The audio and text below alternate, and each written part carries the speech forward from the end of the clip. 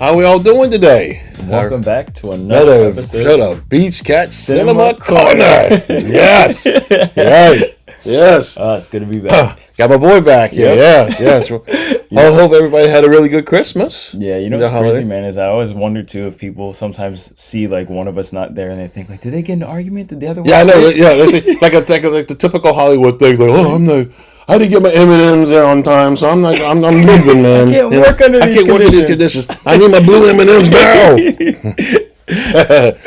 Oh no, but yeah, it was good to see you again, man. So, so guys, so we have one for you today. You might have saw the trailer that we did recently. Is basically what the movie was Nosferatu. Yep. We got a chance to watch it, and boy, I got some notes. Yeah. I got some say so about about this movie. Let me just say that it is a very extensive movie. I don't know if many of you may have seen the older ones, the ones that was back in, I think was 1930 in the 20s, I think, something like that. And there was another. Well, there's been a few of them, as I mentioned before on the trailer in Nosferatu we were doing, and then there was the one in 1979. But I only caught two of them that I've seen. Well, now three recently. The one today, I saw some similarities a little bit, just like from the older ones, but this one's a little bit more intense.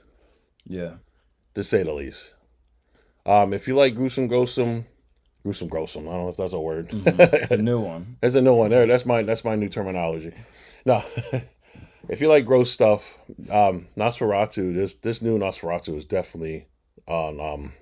It takes it a whole new level of the Nosferatu movies that was in the past. So, yeah. But what you think? Did you? So I have a lot of good thoughts, man. Yeah. So I have not seen the Nosferatu from 1922, and I haven't seen the one from 1978 or 79. So now I'm really intrigued to go back and look at it. Before I actually went to go see them, obviously there's been a lot of advertisements on social media and stuff about them and people making videos on YouTube. And there was this one video I watched on YouTube that was comparing Dracula to Nosferatu and just going into a lot of the history about it, because a lot of times from what I've researched, it seems that people think Dracula is Nosferatu. Yeah. Good. One of the other things too, it's interesting in the beginning when they were talking about the Strigoi, which is the term that they use in the series, the strain, which is like this... I'm assuming it's some type of like German strain of vampire that comes into the Americas, into New York, and they deal with this type of vampiric plague in the series. Phenomenal show. It was on FX. I think it might be on Amazon now. Oh, it's on Amazon. I failed to watch that show, the Strain, but I did hear it was pretty good. Yeah, it was great. There, so. It was really good. A lot of the cinematography in this movie, which is what I was really excited to see, is just beautiful. There's a lot of these like really long kind of tunnel shots, like where you see Thomas Hutter. I think his last name's Hutter. Yeah, Thomas Hutter. Hutter standing when he gets he leaves the village and kind of goes into where it looks like a fork in the road, and then the horses just run up to him and kind of does its, I don't want to say galloping, but goes back on two legs. That shot was gorgeous. There's a lot of shots where the characters are very centered, and then there's a lot of shots where the characters are very speaking to the side. Right. Yeah. The lighting, astounding. I loved it. It was very dark and gothic, and was a very, very dark love story. And it was interesting how Ellen felt so compelled by this spiritual force her entire life. And it's almost like she as a person didn't want it, but it was so interesting how Count Orlok was explaining how she was not of humankind, and it was almost animalistic, that the side of her that wanted it. So yeah, when I was comparing Nosferatu and Dracula, so Count Orlok and Count Dracula seem to be from the same region, the Carpathian mountain regions around that Transylvanian, Romania area, and it seems like Count Orlok has dealt with a lot of black magic and dark magic before he ended up, doing his deal with the devil. And when you kind of compare them, it seems that Count Orlok seems to be more based on his animalistic natures versus Dracula embodying the humanistic side. Right. Humanistic. Humanistic side of things. And it's very interesting how they both represent two forces of evil. You've got one force of evil that represents, in a sense, the embodiment of what somebody would represent is the humanistic side of evil, which would be Dracula, and then you've got Count Orlok, which is representing the most animalistic side. And it was interesting how, for example, Count Dracula lured Mina to him slowly but surely, and Count Orlok's way of luring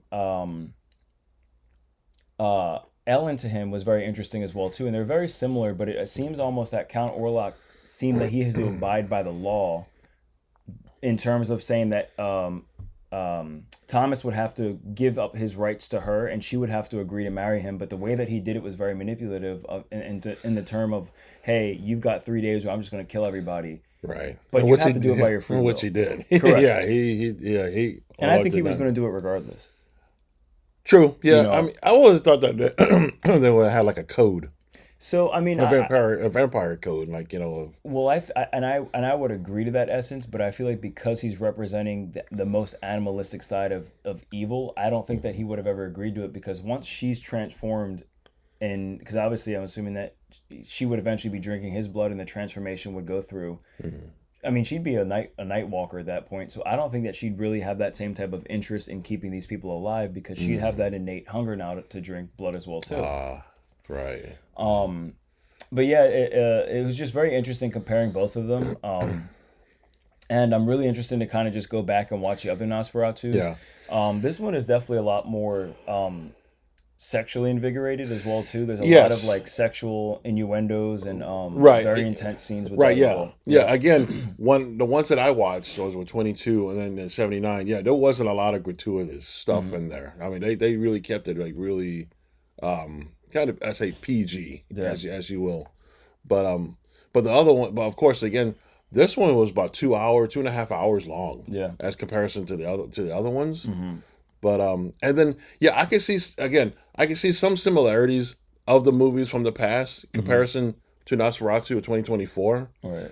As far as like Thomas was he had his horse, but then he met up with the stagecoach to go up to Olak's castle or mansion, whatever you want to, whatever. But there was a guy there. This is the one I'm talking about. This is the one in the past. There was a coachman, or whatever you call him. But I don't want to, like I said, I don't want to spoil it for you. But once you see it, you see the old ones and stuff. You'll see a different, the comparison. You get a little bit of the difference on there. Yeah. But which I mean everything is just like reinventing the wheel, right? You know, I mean, but this is more modern now, Right. than it was in the 70s and the 20s. So Yeah, and it was interesting. I mean, you look at Thomas Hutter, just like Jonathan Harker and Mina Harker, his wife. I mean, they're just like mirror images of each other. Yeah. But it's nice to just kind of see another vampire from that timeline, and just the way that they did the film. I was very, very impressed by it. I mean, we all love good vampire movies. I think that even in terms of werewolf movies, they're still just kind of working on getting those flushed out in the right way. Right. But I feel like vampires, they've gotten down so well throughout history in terms of film and stuff like that. Yeah, I think basically probably because vampires are a little bit more sophisticated.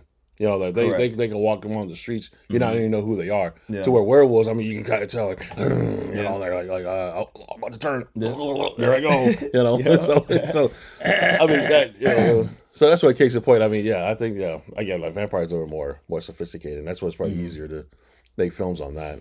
Right. But it was nice to see Aaron Taylor and Willem Dafoe. yes, knocking oh out my that English gosh, dialect. that was oh my gosh, boy. They crushed it. Both of them crushed it. Well, of course, you know Willem Dafoe. I mean, my gosh, oh man, he was awesome. Yeah, Very- and Lily Rose was phenomenal. yes, Lily Rose, Yeah. phenomenal job, phenomenal. That was wow, bravo.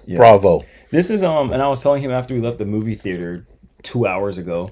I was telling him that I really feel like this is a movie where if I say that I want to sit down and have a good movie night, this is something that I would turn on, because I mean it's just such a dark film. I mean it's so dark, and just the type of shots that they use is just like watching this on like a projector, which is what I have in my room at night with a bag of popcorn, man. Right.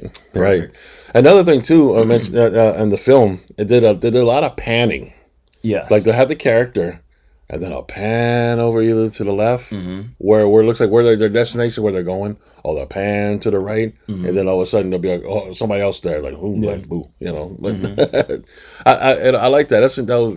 That was very intriguing Yeah, and on that. Bill's I mean, a lot of movies do that, but this one's a little different. You know, you know, like I said, considering it's a horror movie, you yeah. know, and it's just that airy look and how the pace that the panning was going. You know, No. so that was And beautiful. the other two films I've noticed that do that are The Conjuring 1 Yeah. and The Invisible Man that came out about a year or Oh two ago. yeah. Very big Good on those point. panning Good shots. point. But Yeah. Bill Skarsgård did a phenomenal job Yes. as Count Orlok. Good job, Bill. Good Yes. job. Excellent. Yes. Oh my That was gosh. awesome, man. And Yeah. I'm really now going to be curious to see what the next vampire rendition of Dracula is going to be because, I mean, Bram Stoker's had a phenomenal Dracula, and we've seen so many different great variations like Dracula Untold, Van Right, Helsing. Vampire I don't care Sin. what anyone says. Everyone's been raving about it. I've seen Van Helsing with Hugh Jackman 17 times, and Yeah. I mean that movie's just done so well. Yeah. The monster Yeah. design, the werewolf design, I love it.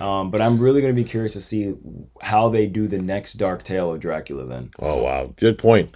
Yeah, I don't know, man. I mean, how can you top it off? I mean, I mean, for one, we have seen so many vampire movies again, right? right? I mean, where do you? I mean, it's really a question. Where do you go from there? I mean, what? I mean, who you gonna? I mean, of course, there's like probably tons of actors. They can do it, and but yeah, that's really good. I mean, I mean, you guys, what do you guys think? Do you guys think that they should continue on, keep doing the vampire movies? Like, hey man, just keep it rolling, or maybe it's just like maybe they should just keep it on the break for a little bit. Let us know. Let you know what your thoughts are on that. yeah, You know. I'd love to hear him. What's your scoring for it? Okay, scoring wise, I'll have to give it probably about a 7.5. Ooh, Yeah, that's you know, okay, I want yeah. to hear why. The only reason why, because again, it's been done before. And but like I said, but it was on a different. I mean, over a different scale, and I mean, it was just kind of, some of the stuff is like we've been repeat Right. itself.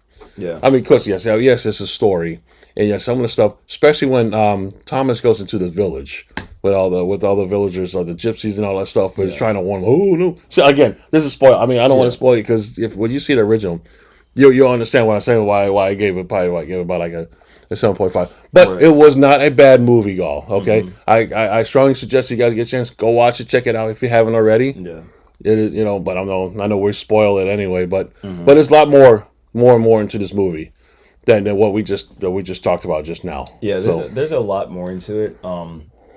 It is lengthy. I love that feature films are really gearing away from this hour and a half thing. I mean, you really have to truly love films, in my opinion, Yes. to enjoy, and I don't want to use the term endure, but you have to really Yeah. be able to enjoy movies that sit through that long. true. And you have to really be there for the storyline as well, because that's really what it's about. And I Yeah. think that again for me, I give it a 9.2. And I Oh, think that majority okay. of the films that we've done that I've scored in the nines have not been horror movies. Okay. I think that a lot of them, like for example, Rebel Moon, and there have been a lot of like fantasy storylines that I'd score that high. I just love the cinematography and the lighting on this. The performances Yeah. were amazing. I mean, I would love to go see this movie again just so I could just see what else I can get out of it. Just like a little, and that's generally why I watch movies again, is because I'm just looking for a little more in a storyline that I might have missed the first time. So, Right. high recommendation, definitely high replay value, and yeah, that's where I'm at. Yeah. But yeah, again, guys, yeah, go check it out for yourself. See let us know what you think about it. Did you like it? Not like it? You know, leave the comments in below. But we'll definitely Oh, and watch it. And the final thing I want to say, I meant to say this too, is that I really loved how Orlok, when the sun came up, did not burst into flames. I love that they went with a different route with that. yeah, he just yeah, you'll see. I'm not gonna ruin it. I'm not gonna ruin it anymore. Yeah. You'll see what happens to him on that. So, all right. Well, you got anything else you want to add? That's it for me, man. Yeah, that's gonna be it for me, guys. That's it for Too, me. guys. Thank you so much for watching. Thank you so much for subscribing, guys. If you get a chance, all you new ones, yeah, don't forget to hit the subscribe button and hit the like button too as well. And we really appreciate it.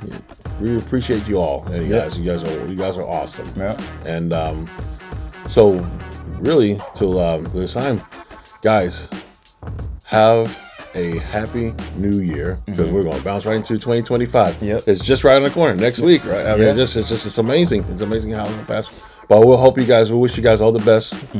Happy New Year again. And we will catch you guys on the next one. See you there. Take care. 2025. 2025. Oh, yeah.